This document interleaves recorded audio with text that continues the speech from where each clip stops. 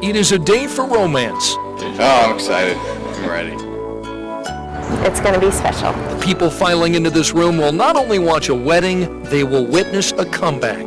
You're kind of supposed to look at the bride, but there's such a special man standing up there to look at and admire. You don't want to miss that either. No one wants to miss the final steps of an amazing journey.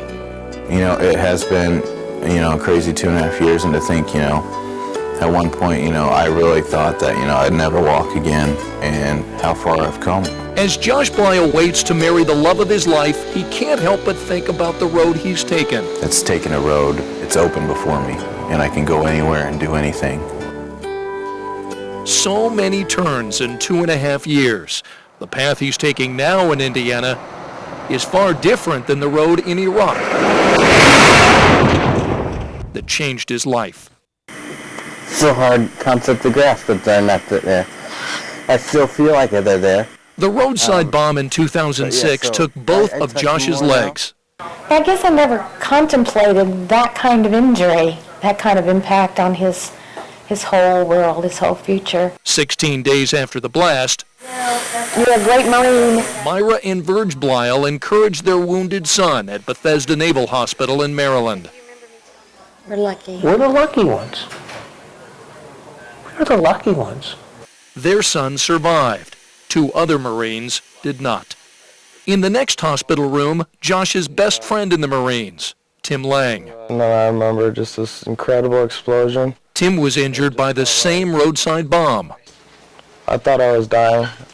Josh's mother learns details of the blast for the first time and also listens to Tim describe the friendship on the battlefield. Me and Josh, the same shared bunks. He was my fire team leader.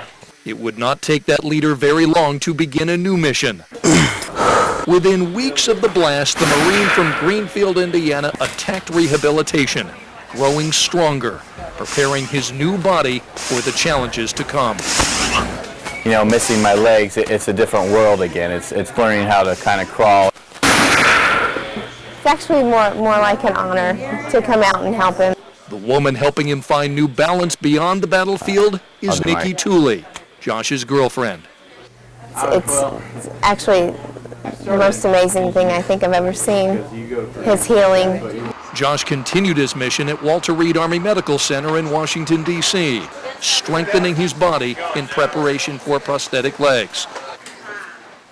The long rehabilitation inspired by one goal. Josh promises he will not return to Indiana unless he can do it on his terms. When I do have my legs and I walk home, I'll walk off that airplane.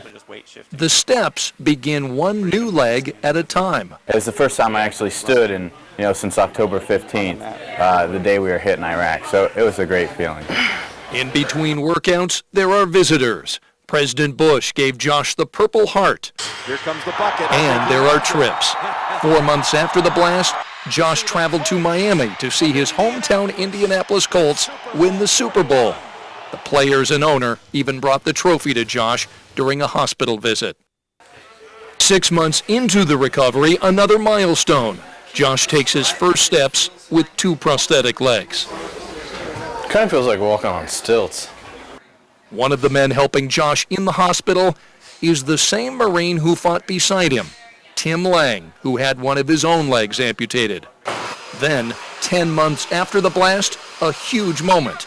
The Blyle family gathers at Indianapolis International Airport to watch their son make good on the promise. Here it is, it's working!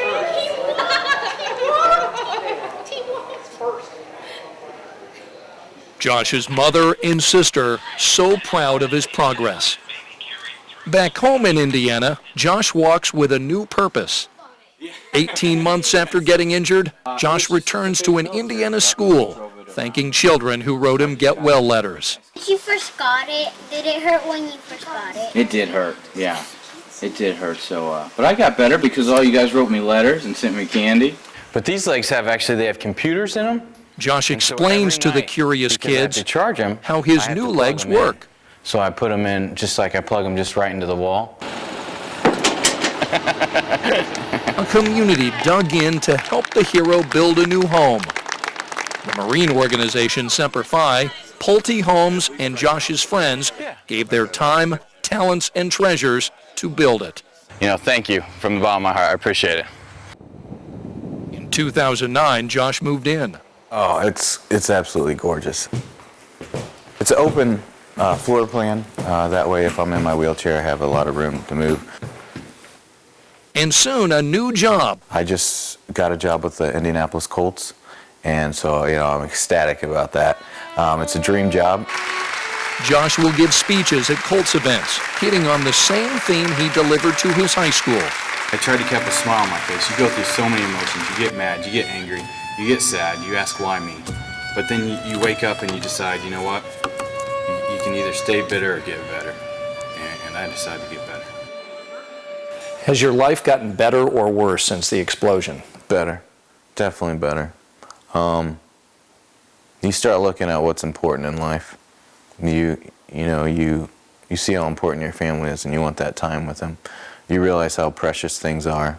And there is nothing more precious to Josh than Nikki. She means the world to me. She's been there through everything. The couple met at Purdue and dated 4 years until deciding it was time to make a new promise. He also said that he wouldn't propose to me until he could get down on his knee and propose, and that's what he did.